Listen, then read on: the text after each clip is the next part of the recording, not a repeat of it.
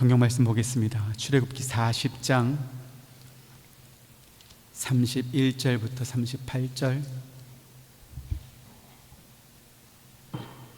출애굽기 40장 31절부터 38절 한 절씩 교독합니다.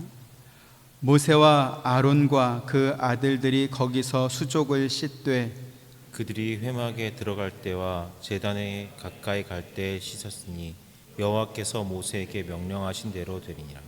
그는 또 성막과 제단 주위 뜰에 포장을 치고 뜰 문에 휘장을 다니라. 모세가 이같이 역사를 마치니 구름이 회막에 덮이고 여호와의 영광이 성막에 충만하매 모세가 회막에 들어갈 수 없었으니 이는 구름이 회막 위에 덮이고 여호와의 영광이 성막에 충만함이었으며 구름이 성막 위에 떠오를 때에는 이스라엘 자손이 그 모든 행진하는 길에 앞으로 나아갔고 구름이 떠오르지 않을 때에는 떠오르는 날까지 나아가지 아니하였으며 낮에는 여호와의 구름이 성막 위에 있고 밤에는 불이 그 구름 가운데 있음을 이스라엘의 온 족속이 그 모든 행진하는 길에서 그들의 눈으로 보았더라.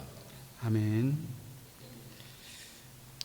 오늘 본문은 35장부터 이어진 성막 제작이 드디어 마무리되고 여호와의 영광이 성막 위에 충만하게 임했으며 이스라엘 백성은 성막 중심의 삶을 살게 되었다라는 내용입니다. 지난 시간에도 확인했지만 성막 제작은 여호와께서 명령하신 대로 되었습니다.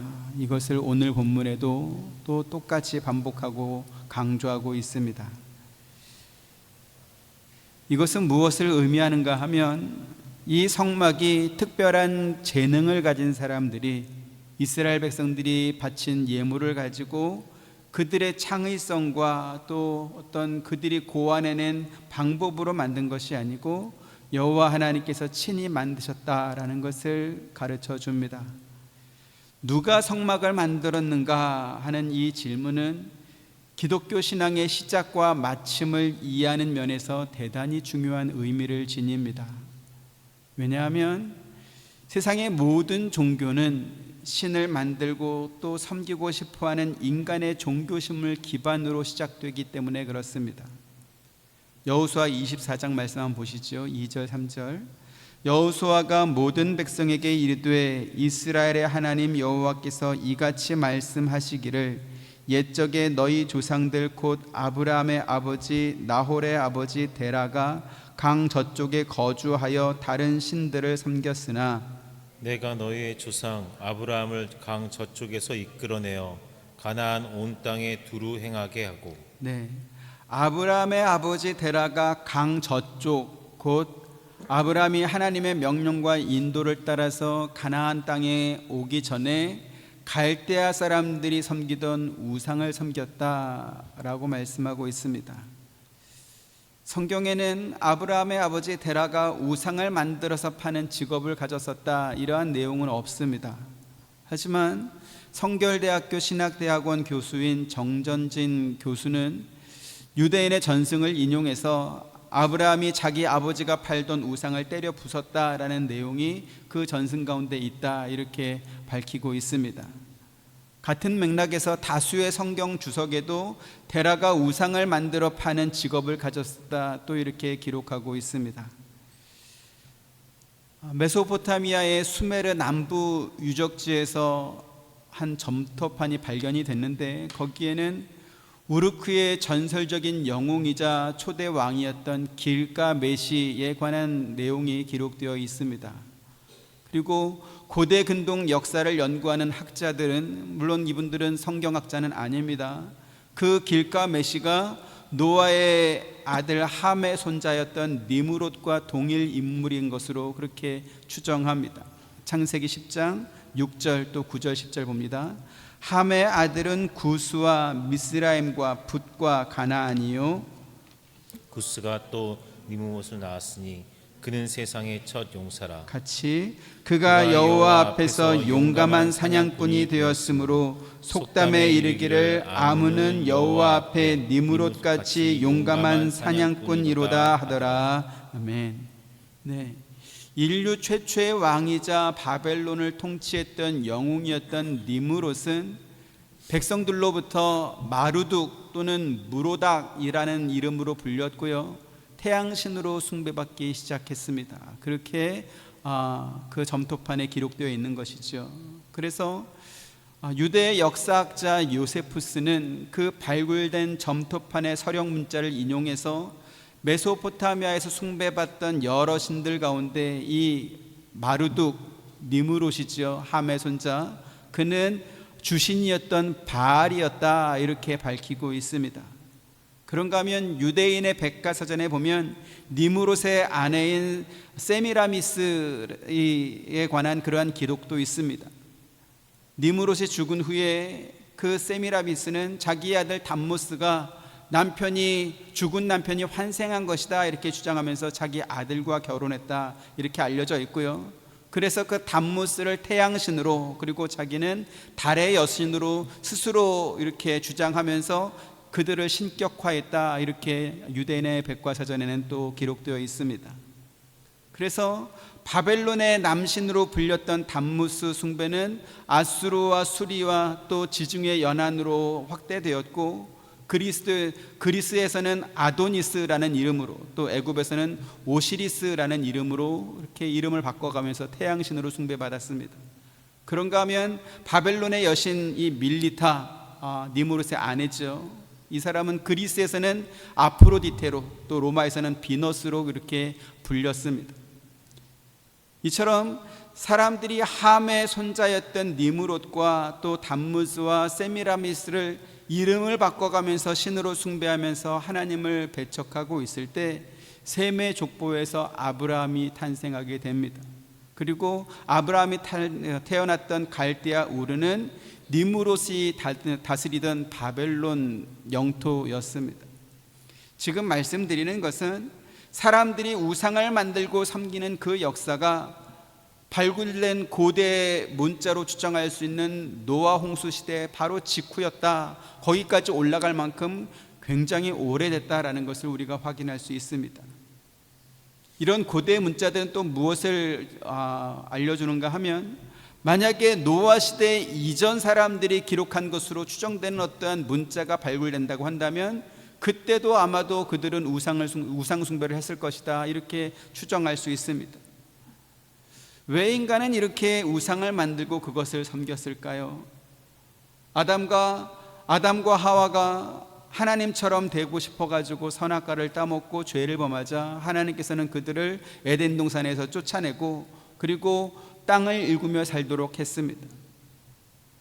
아담의 아들인 맏아들은 동생을 죽인 죄로 인해서 부모와 함께 살던 곳에서 쫓겨나서 홀로 살게 되었고, 그 가인은 자기를 위해서 에녹성을 만들고 거기에서 살았다, 창세기 4장에서는 또 그렇게 기록합니다.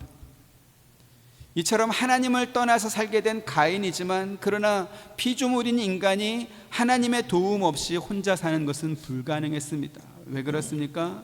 농사를 짓거나 가축을 기르더라도 날씨나 환경의 영향을 받을 수밖에 없었기 때문에 그렇습니다.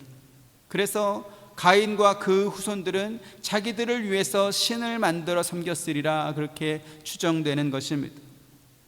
우리가 이렇게 추정할 수 있는 근거는 무엇입니까?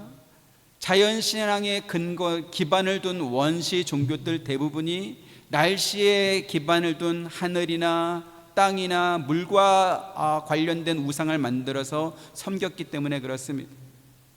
또한 성경에 등장하는 바알이나 아세라 같은 우상들도 날씨나 풍년과 연관된 그러한 우상들이었습니다. 이처럼 사람들은 자기를 위해서 우상을 만들고 또 우상의 신전을 만들고 제물을 바칠 제단을 화려하게 꾸미고 또 그 우상들을 즐겁게 하기 위해서 노래를 만들어 부르고 또 춤을 췄습니다. 우리가 살펴봤던 이스라엘 백성들이 송아지 우상을 만들어 놓고도 거기에다가 제물을 바치고 노래하고 춤추며 그 우상을 섬겼던 것을 우리가 성경에서 또 읽지 않았습니까? 그런데 오늘 본문에서 우리가 확인하는 것처럼 하나님께서는 너희가 알아서 나를 섬길 성막과 제단을 만들어라, 그렇게 말씀하지 않았습니다.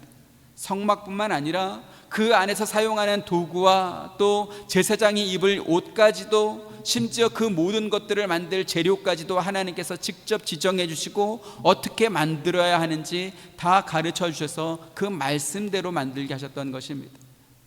무슨 말입니까? 성막이나 기물들을 만들 때 그 어느 것도 하나님을 위하고 섬긴다는 명분 아래서 인간이 고안하고 기술을 발휘해서 만든 것이 없었다라는 것을 지금 성경이 가르쳐주고 있는 것입니다. 하지만 더 중요한 건 뭐냐면 출애굽기 25장부터 31장까지 하나님께서 성막과 기물들을 제작하라 이렇게 모세에게 가르쳐 주셨고, 또 모세가 그 작업을 시작하기 전에 이스라엘 백성들이 금송아지 우상을 만든 그 사건 때문에 시작도 하지 못하고 중단되어졌다라는 것이죠. 하나님께서 모세에게 성막을 제작하라고 말씀하신 이유가 무엇이었습니까? 하나님은 이스라엘의 하나님이 되고 이스라엘은 하나님의 백성이 되도록 하겠다. 그래서 내가 너희 가운데 거할 성소, 성막을 만들어라. 그렇게 해서 만들게 하셨던 것입니다. 하지만 이스라엘 백성들이 우상을 만들어 섬김으로 인해서 그 계약은 깨지고 말았습니다.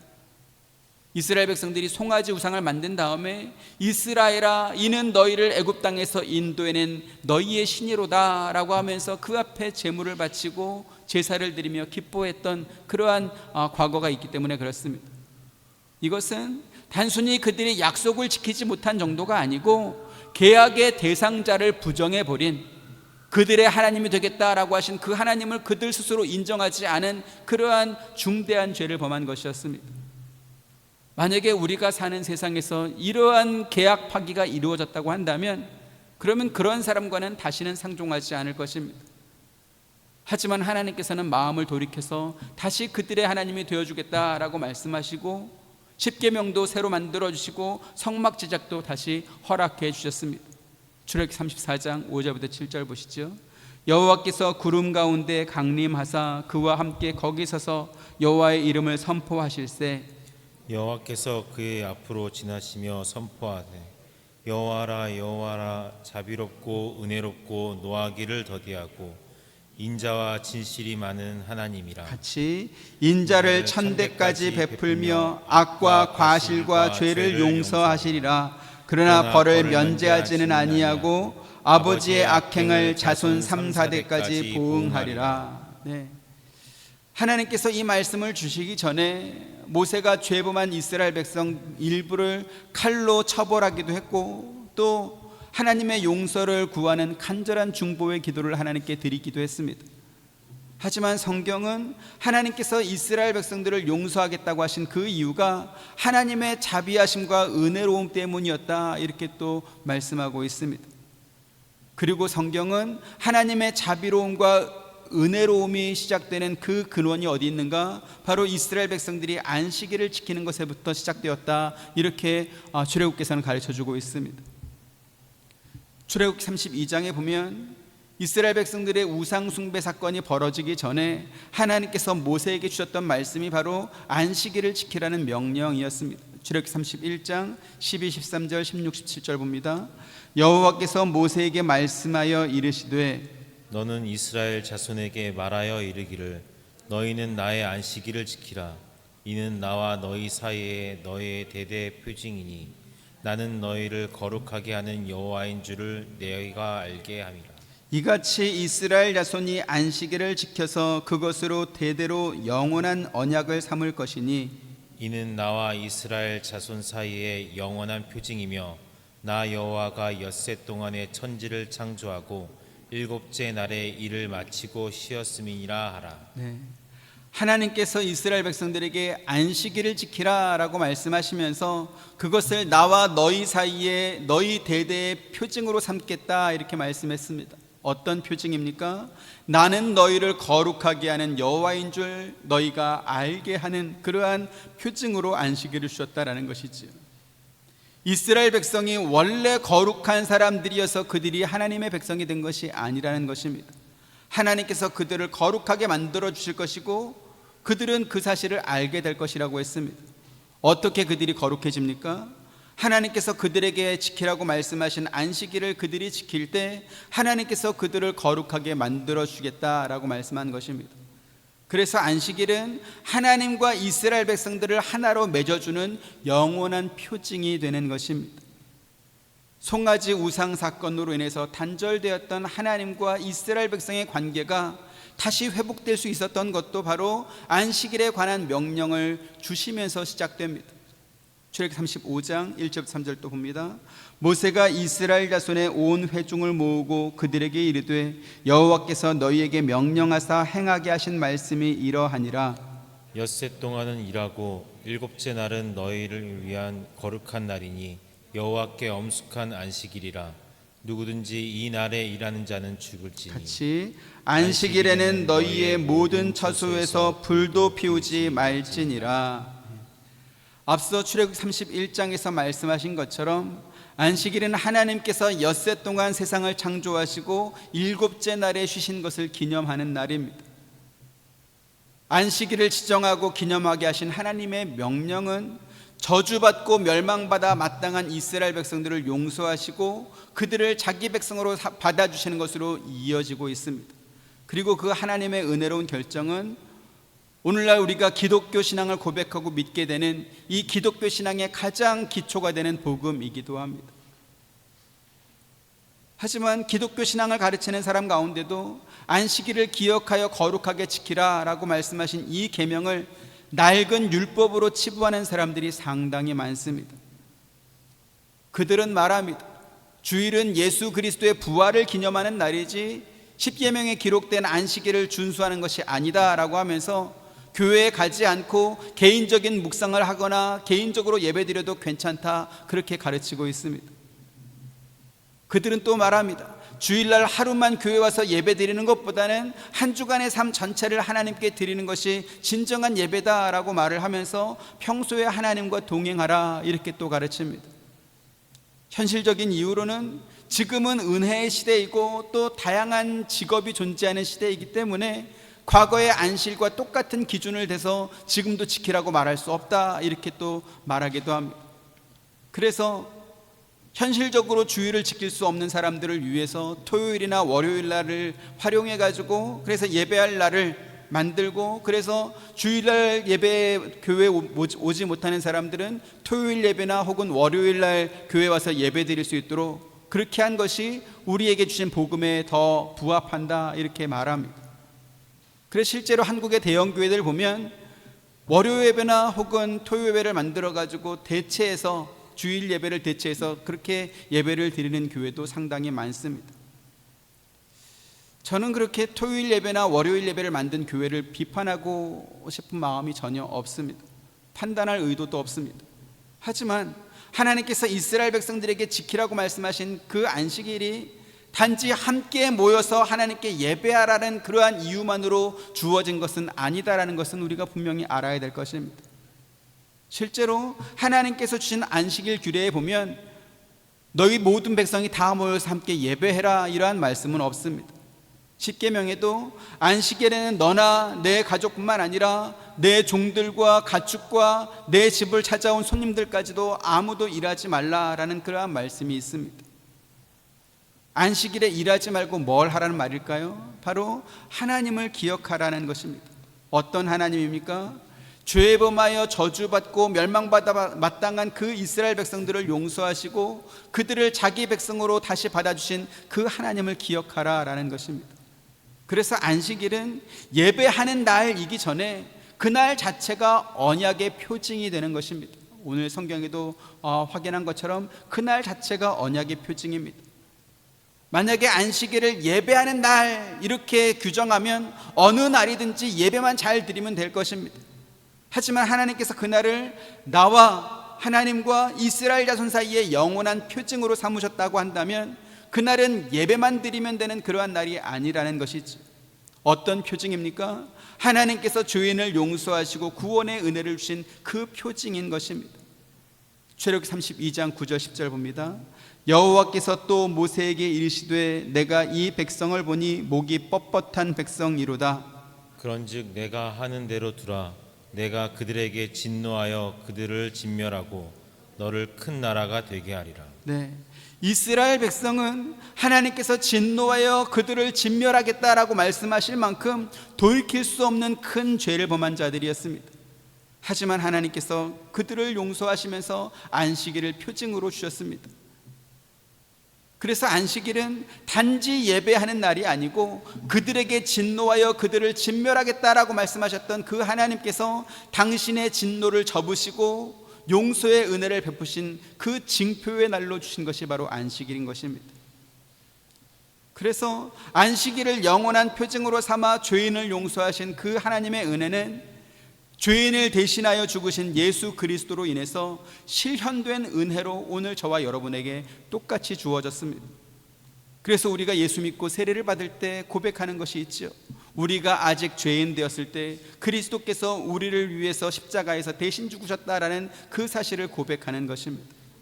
우리가 하나님을 알지도 못할 때 하나님 앞에 우리의 죄를 고백하고 회개하기도 전에 하나님 앞에 아무 도움도 구하지 않았을 때 하나님께서 당신의 아들 예수 그리스도를 세상에 보내서 우리를 구원하셨습니다.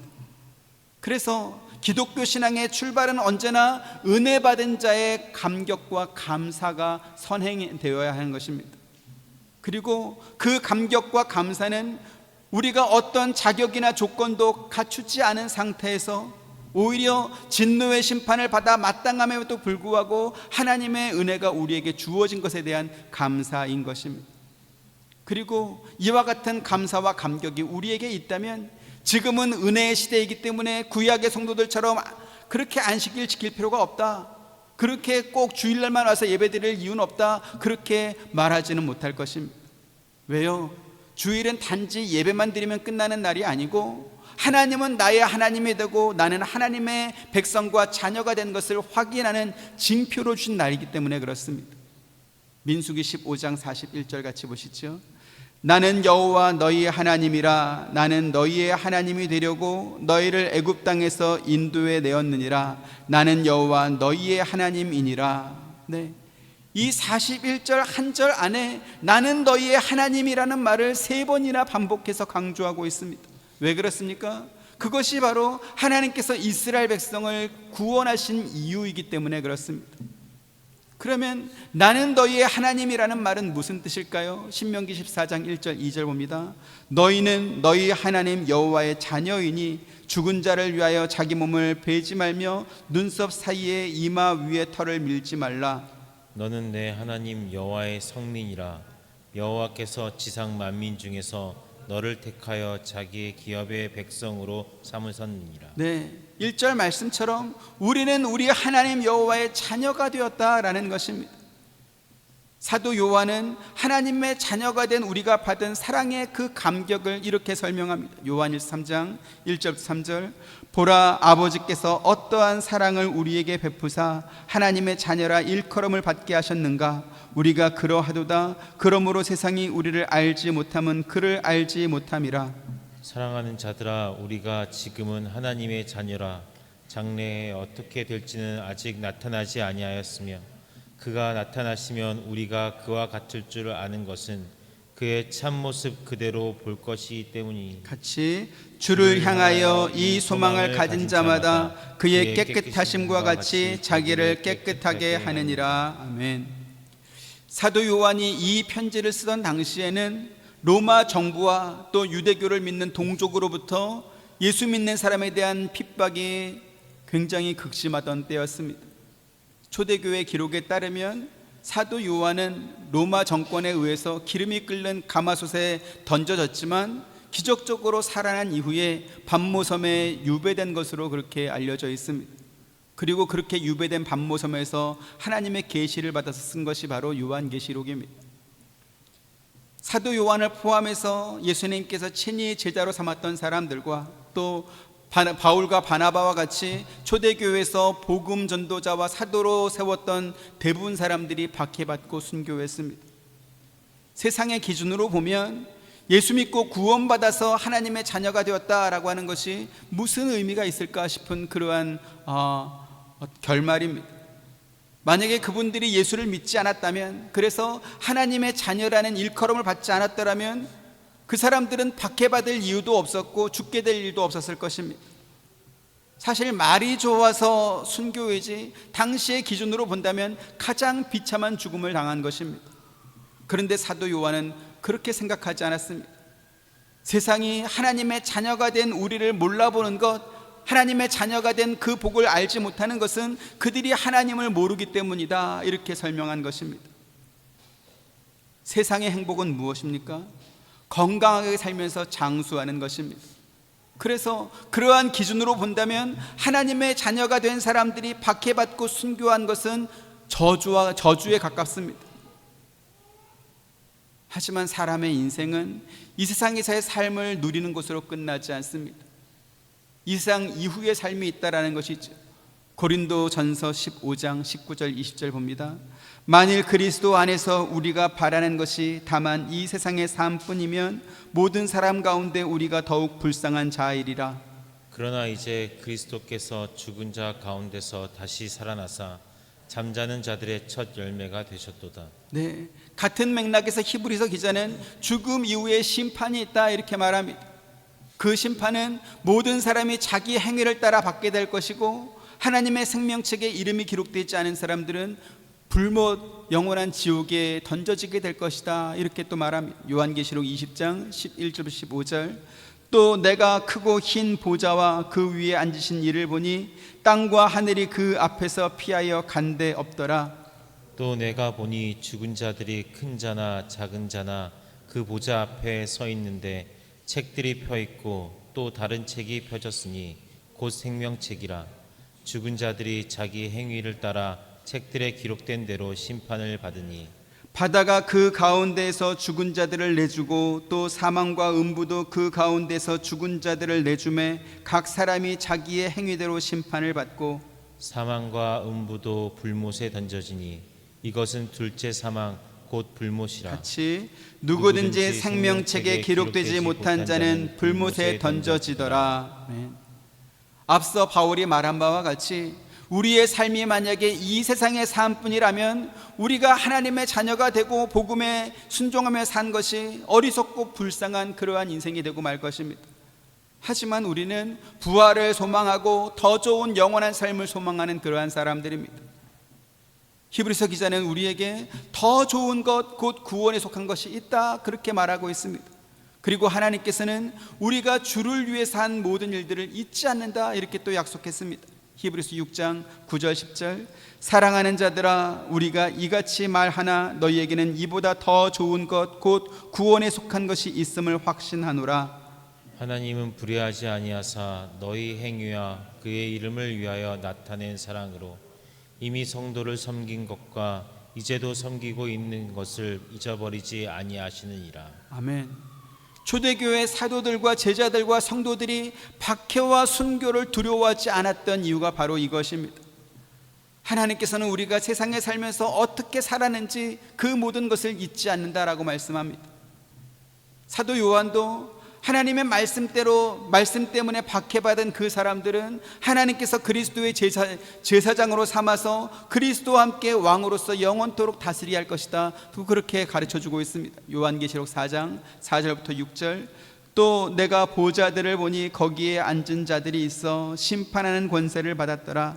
또 내가 보니 예수를 증언함과 하나님의 말씀 때문에 목배임을 당한 자들의 영혼들과 또 짐승과 그의 우상에게 경배하지 아니하고 그들의 이마와 손에 그의 표를 받지 아니한 자들이 살아서 그리스도와 더불어 1000년 동안 왕노릇하니 그 나머지 죽은 자들은 그 1000년이 차기까지 살지 못하더라. 이는 첫째 부활이라. 같이 이 첫째 부활에 참여하는 자들은 복이 있고 거룩하도다. 둘째 사망이 그들을 다스리는 권세가 없고 도리어 그들이 하나님과 그리스도의 제사장이 되어 1000년 동안 그리스도와 더불어 왕노릇하리라. 아멘. 지금까지 우리가 살펴본 모든 성경 말씀이 일관되게 설명하는 것이 있습니다. 바로 하나님은 우리의 하나님이 되고 우리는 하나님의 자녀가 되는 그 관계를 말하고 있습니다. 구약의 이스라엘 백성들이 뭘 잘해서 하나님께서 당신의 백성으로 삼은 것이 아닙니다. 또 그들을 거룩하게 만들어 준 것이 아닙니다. 같은 맥락에서 우리가 뭘 잘해서 하나님의 자녀가 된 것이 아닙니다. 오히려 우리는 하나님의 진노의 심판을 받아 마땅합니다. 하지만 그런 우리를 하나님께서 용서하셨고 당신의 백성과 자녀로 삼아주셨습니다. 그래서 기독교는 은혜라는 말을 가장 많이 강조합니다. 하지만 종교를 포함해서 세상은 은혜를 말하지 않습니다. 세상에는 인과율이 있을 뿐입니다. 설령 은혜처럼 보이는 어떠한 일이 있다 할지라도 그것은 내가 평소에 덕을 많이 쌓았거나 혹은 은혜 받을 만한 어떠한 행위를 했기 때문에 그 결과로 오게 된 것이지 공짜로 받은 것은 아니다, 그렇게 여깁니다. 그래서 우리가 기독교 신앙생활을 하면서 가장 주의해야 될 것이 뭐냐면 인과율에 근거한 그러한 신앙의 습관을 갖는 것입니다. 우리는 뿌린데도 거둔다, 혹은 콩 심은 데 콩나고 팥 심은 데 팥난다 라는 그러한 속담을 알고 있습니다. 이처럼 인과율은 우리에게 너무나 익숙한 그러한 개념입니다. 그래서 기독교 신앙생활을 하면서도 심지어 목사님들도 하나님께 복을 받으려면 이걸 해야 된다, 저걸 해야 된다, 그렇게 어디서 많이 들어본 이야기들을 하시는 그러한 목사님들이 상당히 많습니다. 그러한 설교들이 넘쳐납니다. 특히 11조나 헌금 설교를 할 때는 그러한 내용이 더욱더 강조되기도 합니다. 일단 믿고 심으면 하나님께서 100배, 60배, 30배로 거두게 하신다, 그러니까 의심하지 말고 먼저 심어라, 이러한 설교들을 하시는 것이죠. 가장 많이 인용하는 성경 말씀이 말라기 3장입니다. 물론 말라기 3장에 그와 같은 내용이 있긴 합니다. 하지만 그 말씀은 포로귀환 이후에 성전이나 예배에 대한 개념이 부족했던 그 이스라엘 백성들에게 주셨던 말씀입니다. 바벨론으로 끌려갔던 유대인들이 70년 만에 그 바벨론을 무너뜨린 바사죠. 성경에는 바사고 페르시아입니다. 초대 왕이 고레스인데 고레스가 조서를 내려서 바벨론의 포로로 끌려갔던 이스라엘 백성들 가운데 원하는 사람들은 고향으로 돌아가서 예루살렘 성전, 그 무너진 그 성전을 재건할 수 있도록 그렇게 허락을 해줍니다. 그에 따라서 BC 536년에 스룹바벨을 총독으로 해서 1차 포로 귀환이 이루어집니다. 또 그 이후에 BC 458년에는 에스라 제사장을 중심으로 한 2차 포로 귀환이 이루어지고, 그리고 BC 444년에는 느헤미야를 중심으로 해서 다시 마지막 3차 포로 귀환이 이루어집니다. 세 번째로 포로로 귀환했던 그 느헤미야는 무너지고 황폐해진 예루살렘 성전의 재건을 마치고 또 대대적인 영적 각성 운동과 부흥 운동을 일으킵니다. 말라기 선지자가 활동했던 그 시기는 3차 포로 귀환으로 예루살렘 성전 공사가 마무리되고 또 영적 각성이 이루어졌음에도 불구하고 그 성전이 제 기능을 발휘하지 못했던 BC 444년부터 430년간 그 어간에 이 말라기 선지자가 활동했던 것으로 성경학자들은 그렇게 추정하고 있습니다. 유대인들이 바벨론의 포로로 끌려갔던 그 70년부터 시작해서 말라기 선지자가 활동했던 그 시기까지 계산하면 유대인들은 대략 160년에서 170년가량 성전과 무관한 그러한 삶을 살았습니다. 포로로 끌려갔던 시기가 약 70년이고 귀환한 시기가 약 92년 정도 되기 때문에 그렇습니다. 그렇다 보니까 성전 예배와 또 봉사를 맡게 하기 위해서 땅을 분배하지 않았던 제사장과 레위인들이 다른 지파 성도들이 이렇게 낸 그 11조와 연보를 받아서 생활하도록 되어 있었는데, 근데 약 160년, 170년간 성전 중심의 삶을 살지 않다 보니까 그렇게 후세에 태어난 사람들은 그 일에 익숙하지 않았던 것이죠. 그래서 느헤미야를 통해서 훼손됐던 성전이 복원이 되고 또 영적 각성이 일어났음에도 불구하고 11조나 봉헌물을 드리는 것에 대해서는 그들이 익숙하지 않았던 것입니다. 그렇다 보니까 말라기 선지자가 11조와 봉헌물을 드림으로 인해서 성전 생활에 익숙하지 않았던 그 포로 귀환 이후의 백성들에게 그것을 강조했던 것입니다. 무슨 말입니까? 말라기 3장 말씀은 복을 쌓을 곳이 없도록 부어주시는 하나님의 은혜를 받기 위해서는 너희가 먼저 11조를 드리고 봉헌물을 드려야 된다, 이러한 조건으로 주신 말씀이 아니었다라는 것입니다. 북이스라엘과 남유다가 멸망한 이후에 수많은 사람들이 포로로 끌려가거나 혹은 고향을 떠나 살게 되었습니다. 예루살렘에 남았던 사람들도 이미 성전이 훼손되었고 또 제사장과 레위인들이 뿔뿔이 흩어져서 성전과 무관한 삶을 살고 있었습니다. 성전 봉사를 담당한다라는 그러한 이유 때문에 땅을 분배받지 못했던 레위 지파 사람들은 먹고 살아야 되니까 각자 일을 해서 먹고 살기 위해서 또 그들도 흩어질 수밖에 없었던 것이죠. 그런데 성전 봉사가 이렇게 다 마무리되고 끝났음에도 불구하고 여전히 그들이 11조와 봉헌물을 드리지 않았기 때문에 이제는 성전 공사가 마쳤어도 성전이 제 기능을 발휘하지 못했던 것입니다. 그래서 백성이 마땅히 율법에 따라 드려야 되는 그러한 11조와 봉헌물을 바치지 않아서 성전이 제 기능을 하지 못하는 그것 때문에 말라기 선지자가 그것을 먼저 하나님께 드려서 일단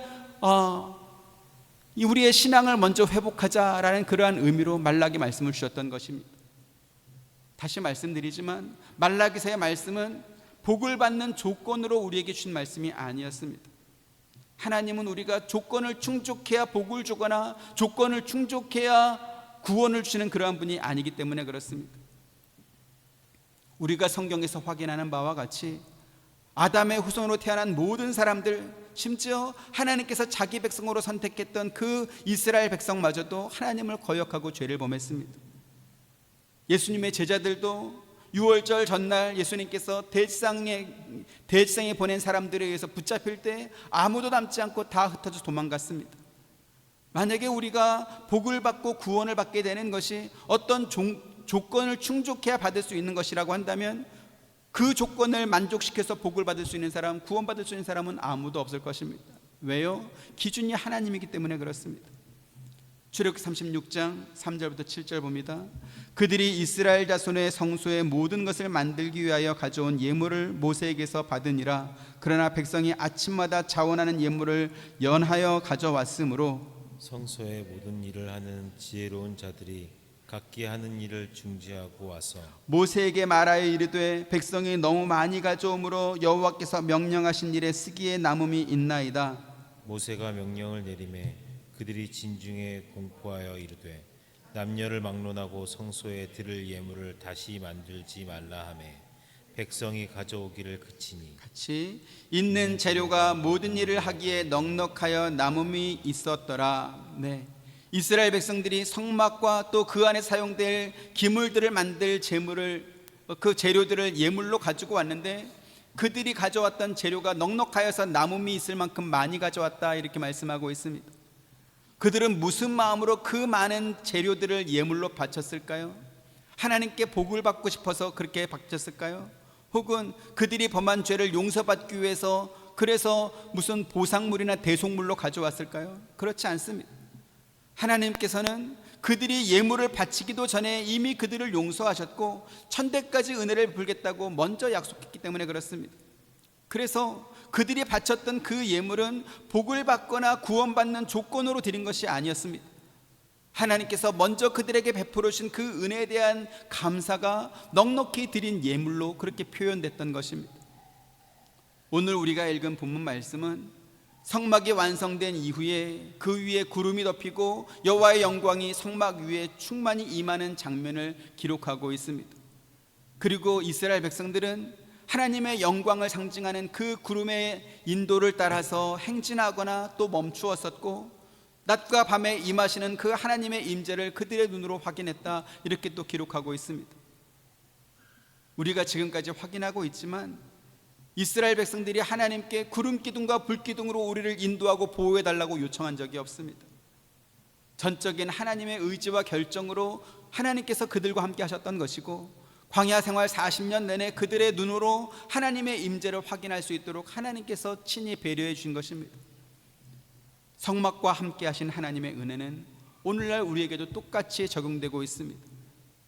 임마누엘의 하나님으로 세상에 오신 예수님께서 친히 성전의 모퉁이 돌이 되어 하나님께서 거하실 성전을 우리와 함께 그리고 우리와 하나가 되어서 만드셨기 때문에 그렇습니다. 에베소 2장 20절부터 22절 너희는 사도들과 선지자들의 터 위에 세우심을 입은 자라 그리스도 예수께서 친히 모퉁이 돌이 되셨느니라. 그의 안에서 건물마다 서로 연결하여 주 안에서 성전이 되어가고 같이 너희도 성령 안에서 하나님이 거하실 처소가 되기 위하여 그리스도 예수 안에서 함께 지어져 가느니라. 아멘. 그리스도와 함께 하나님이 거하실 성전이 된 우리는 이제 교회를 통해서 하나님의 임재를 경험하게 되고 또 우리를 거룩하게 하시는 하나님의 인도하심을 받게 될 것입니다. 히브리서 2장 11절 12절 또 보시죠.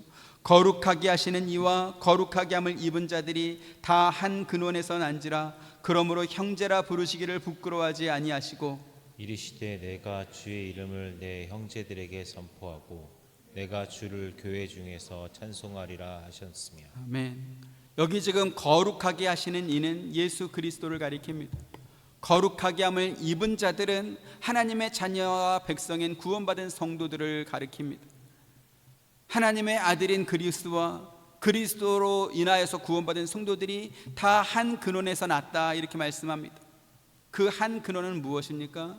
죄인을 당신의 자녀로 삼으신 하나님의 은혜를 뜻합니다. 그런데 어떻게 우리가 하나님의 아들이신 예수 그리스도를 우리의 형제라고 이렇게 부를 수 있겠습니까? 그런데 예수님께서 우리를 형제라 부르기를 부끄러워하지 아니하시고 하나님의 이름으로 우리를 친히 형제라고 부르시고 또 교회 중에서 찬송하셨다 이렇게 말씀하고 있습니다. 이러한 일이 우리가 바란다고 되겠습니까? 혹은 우리가 요청한다고 이루어질 수 있겠습니까? 오늘 본문에 이스라엘 백성들이 완성한 그 성막 위에 하나님의 영광이 충만하게 임했다 이렇게 말씀합니다. 그리고 그들은 하나님의 영광과 함께하는 그러한 삶을 살았습니다. 오늘날 성도들도 만물을 충만케 하시는 예수 그리스도와 함께 살고 있습니다. 에베소 1장 23절 보시죠. 시작.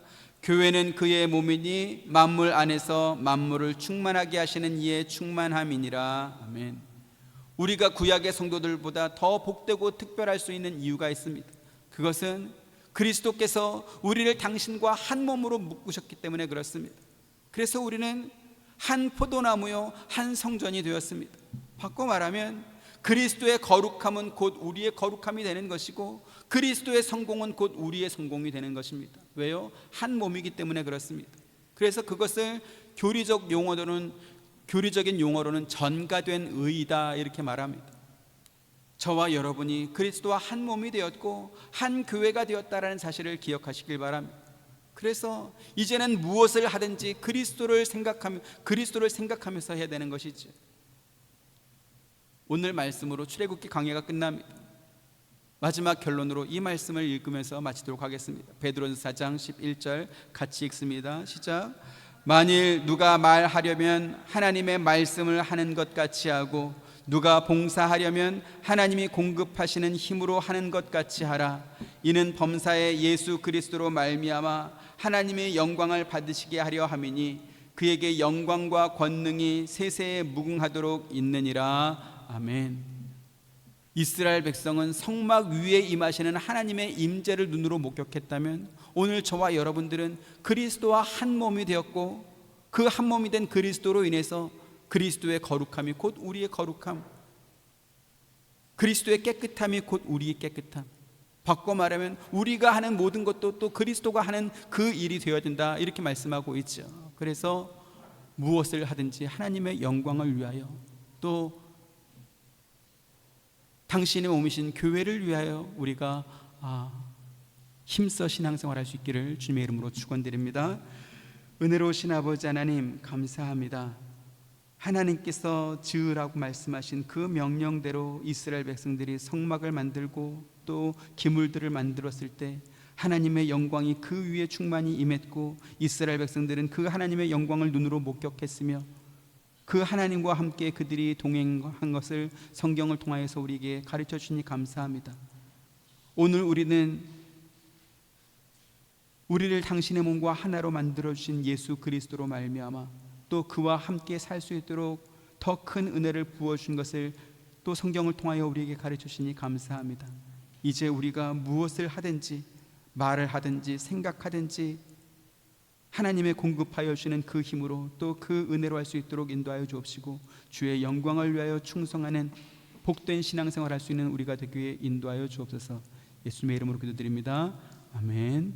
지금은 우리 주 예수 그리스도의 은혜와 하나님의 크신 사랑과 보혜사 성령님의 감화 감동 교통하심이 주의 말씀을 듣고 순종하며 나아가게 되는 사랑하는 모든 성도님들의 머리 위에와 가정과 생업과 하시는 모든 일들 가운데 지금부터 영원토록 함께 있기를 축원하옵나이다.